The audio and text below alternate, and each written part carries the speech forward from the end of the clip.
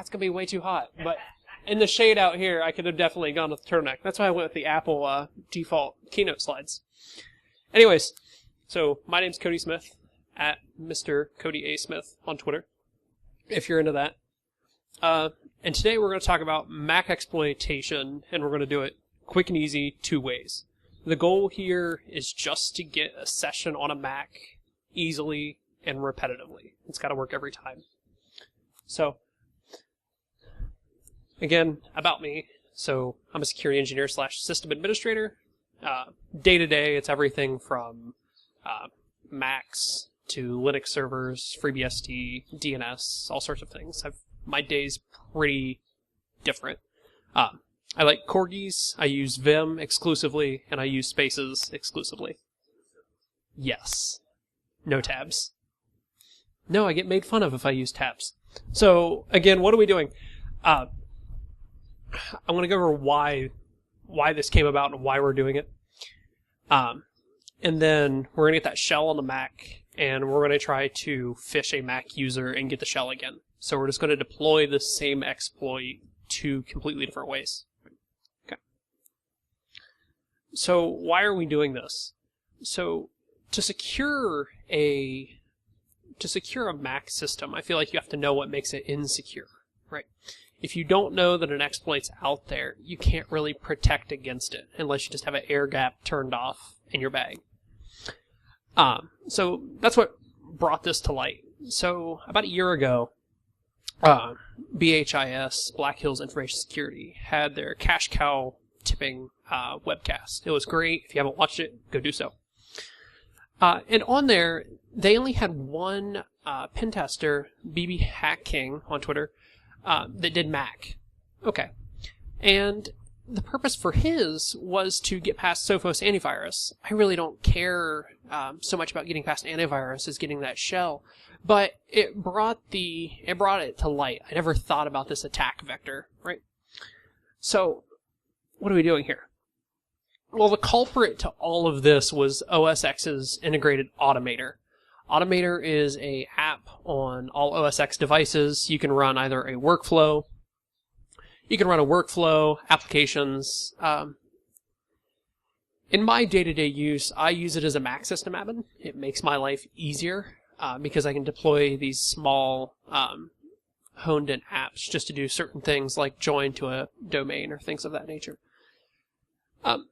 And if you do have a Apple certified developer cert, we'll get into that, you can sign your applications coming out of Automator, which makes it easy. So, where everything lies is in Automator under Utilities. You can choose to run something in a shell on Mac. And one of the shells they give you is Python. So, let's assume the user we're trying to go after here is a college kid, right? Let's assume they don't have antivirus because Macs can't get viruses.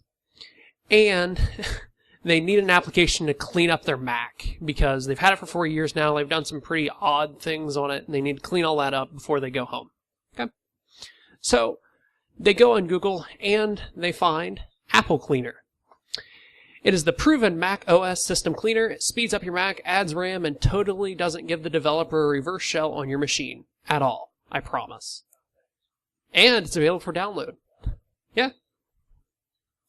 So, behind the scenes, the attacker creates a payload that's reverse HTTPS, and it's encoded in 64-bit. We dump that into the Automator, and then you can add some fun tasks around it. I've added notifications on the top and the bottom to say, hey, this application started, or, thank you for using the application. And then the attacker, so I like to use the same exact server that the person downloaded the application from, because if you're looking at logs, it's like, okay, I downloaded it from there, and now it's talking to that. It makes sense. It's an update, right? So what happens is you have to have your listener sitting there because you don't know exactly when someone or who all is going to open your application. So you have to have that sitting there ready for them. And the attacker only needs to convince the user to drag the application into the applications folder on Mac, which is what everyone has to do when you install something on Mac. As soon as you download an application, this little bar comes up and it says, insert program name here, and you drag it into the applications folder. Ta-da! You're in, right?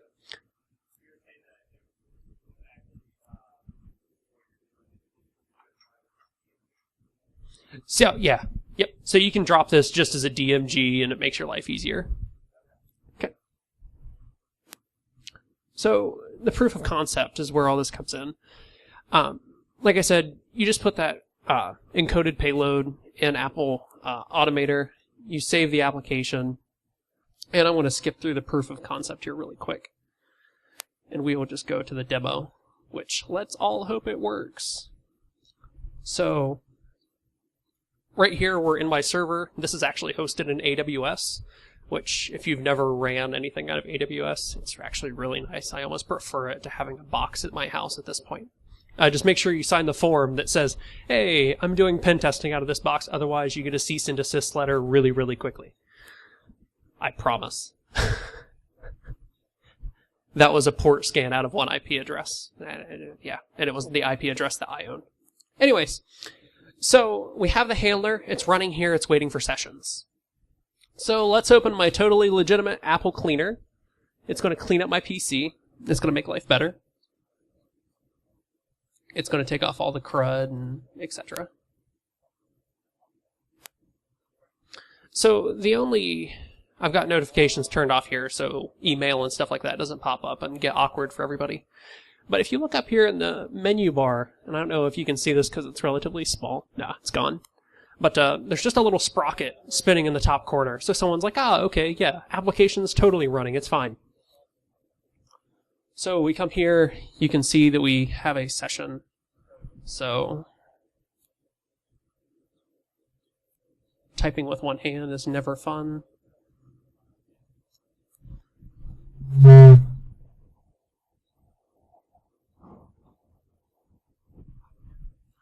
And you can see where we are, right? And the only thing this user had to do was drag and drop an application in the applications folder and run it. If you're wondering how it holds up against antivirus, I'm running Malwarebytes on my computer now. It's not turned off, and everything went fine.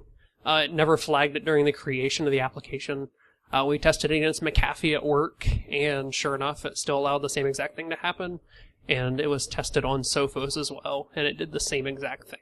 So, it's just a matter of you have to convince the user of saying, hey, this is a totally legitimate application that totally won't do anything bad. And let's be honest, most of our end users, especially if we're talking college kids that bought a Mac for their computer, they're probably just like, heck yeah, it'll work, and they move on with their life. So, this is great and all, and I'm glad the live demo worked. But I called it an easy exploit 2 ways. And why I called it 2 ways is because Apple Cleaner works really, really well. It bypasses Gatekeeper for the simple fact that it's signed by me for $99 a year. You too can have signed malware. That's all the Apple developer thing is. It's $99 a year. You can sign your applications. I bit the bullet of the $99 so I can do this. At the same time, excuse me, so Apple Cleaner won't really work if you're trying to just send it out to employees of a company, right? Like, how often does your IT send something to you like, hey, clean up your computer, please? That's, So, to use in an engagement, the first thing I thought of like, what's something that IT would definitely have me put on my computer? McAfee. So this is a superior Mac antivirus solution that totally isn't a walking vulnerability like other solutions. It's totally legit. It's the most secure thing we could possibly come out with, and this is what we have. And I didn't have time to Photoshop an Apple logo into this one too, or I totally would have. So Enterprise requires AV, right? It's a CIS standard. It's a NIST standard. You have to have a centrally managed antivirus solution. And they're pretty prominent on that. They haven't backed off that stance. So most people don't know what IT does day to day. They just probably assume in the back of their head that it's like a terminal and Reddit, and that's about it. And for some people, that's true. However, so a phishing email, sending this application out using, whatever wonderful framework you would like to use, Social Engineering Toolkit is a great way to make a quick phishing email. So if you're going to send that out to the domain users and say, hey everybody, it's IT, according to big standard here, we need to deploy this to all your Macs. We can't do it because it requires your admin credentials. Thank you. And if anyone here is thinking, no one on Mac has admin credentials in a managed environment, what that guy said, everybody does, I promise. So we send this DMG out to everybody and say, hey everybody, install this thing. And sure enough, it works. So, and I don't really need to do another live demo. You guys saw the, yeah. So I've got the same exact installer that has the nice pretty logo and stuff like that. Nobody's really going to pay attention. Most people don't know if it's McAfee or McAfee, so they're not really going to pay attention to, is this a real antivirus? Anyways. So some improvements to the code that I've made over the past about 6 months of toying around with everything. So if you're using it in an engagement, if you're using it for, pen testing or anything of the nature, there's a couple things that will benefit you. A is, like I said, getting your Apple Certified Developer Certificate. And when I went through the process, I did it legitimately because I'm using some applications that I'm doing. But you can also do it completely illegitimately, just like you can set up a fake iTunes account. It's not really difficult. Another thing is having the traffic that is derived from the application go to a legitimate server. So like I have here, update dash, and then the same exact website that they came from. That way, when the application is making that request, it's going out. It looks like it's still from that software server. At the same time, this is an HTTPS connection, so having a SSL cert on that makes life a lot easier. Okay. So, assuming that all of that is gone, it's null, and I've shown you that you can get a shell on a device as soon as someone runs this, the question that someone asked me was, well, what stops it then? I personally, when you download AV and it turns out to be completely insecure. Anyways, so how do we stop this? Other than user policy of saying, hey everybody, if you get an email from us saying, download this application, how can you really stop this? There's some different policies you could have on machines, especially if they're managed Macs. You can have your application whitelists, things of that nature. Gatekeeper is null because you have that certificate. So one thing that I'm a huge advocate for, and it doesn't have to be Little Snitch, I just put it up here because that's why I use personally, is a host-based firewall, one that's granular. So the firewall on Mac as a whole is really nice, and you can have rules and things like that, but it's not easy for a user to see, and it's not easy for a user to use. However, Little Snitch gives you, if anyone has ever used it, it gives you this beautiful little pop-up, and it says, hey, this application is trying to connect. And you go, well, that doesn't make sense. It's supposed to add more RAM and clean my Mac up. It shouldn't be connecting to this big server elsewhere. So you can deny that connection. At that point, the application fails out. It can't get that session, so I've actually got the failsafe that if it can't get a session, all it does is it closes all applications on the Mac and restarts it. And then you're like, oh, it didn't work, darn. Anyways, so that's the big takeaway that, if you're looking to mitigate a threat similar to this, other than policy, and it's just an easy, quick deploy, a granular host-based firewall is always helpful. Okay. So does anybody have any questions? I don't know how I'm doing on time. Oh yeah, about 15. Come again, I'm sorry? No, I haven't posted anything right now just because, yeah. But it's an option. It's something I could do. Right. Okay. Anything else?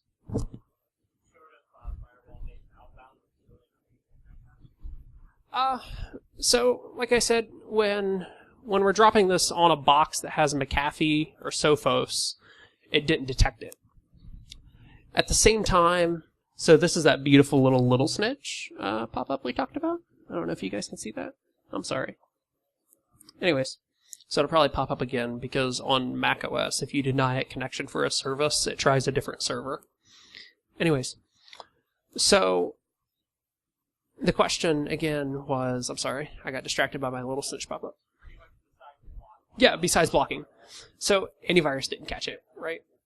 So other than user training or another application that you would put on the host, so like application whitelisting, application blacklisting, things like that, that was one of the big things that I took away, but a host-based firewall was a really quick and easy. Most users can just be like, okay, deny, and move on with their day. If that makes sense. Yeah, email filtering. If you're going with that attack vector. There's another, I didn't want to do it because I already had my 2 ways, but another way I found to deploy it was to do a Excel spreadsheet. And on macOS, you can change the icons just as easy as you can Windows.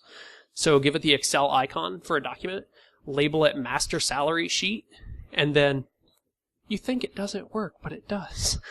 So, and then what you do is you package that in with an actual Excel spreadsheet. So when the person opens the application, it gives me the shell, and at the same time it opens Excel. Right. So they think life is okay, but really, yeah, I've got it. Anything else? All right. Awesome. Thank you guys for coming down to see me. I appreciate it. See you guys all around. Good.